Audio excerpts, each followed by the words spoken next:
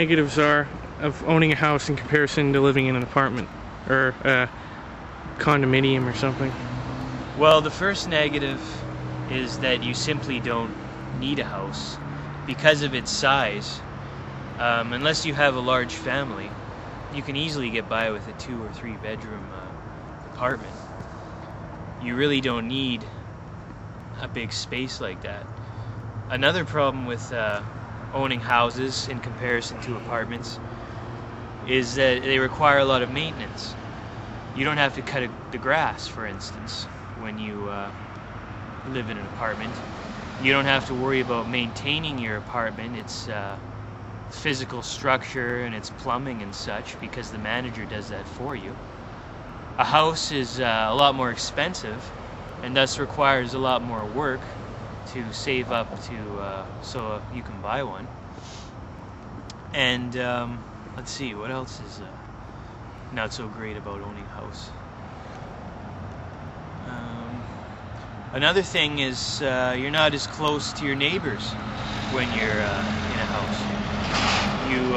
Well, some people might want privacy. That's true, some people might want privacy, and there's nothing wrong with that. But there are benefits to having an apartment over having a house. And one could be if you're a more social person and you like to be close to your neighbors.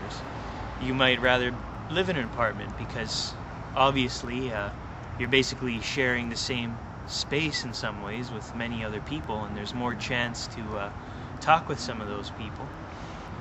Another bad thing about having a house, or especially if it's a really nice house versus let's say an average or a dumpy apartment, is you don't have to worry about thieves, because of course if you don't have a nice place, who the hell is going to want to break in? And they're going to figure all the things inside your place aren't very nice, which may be true or not true.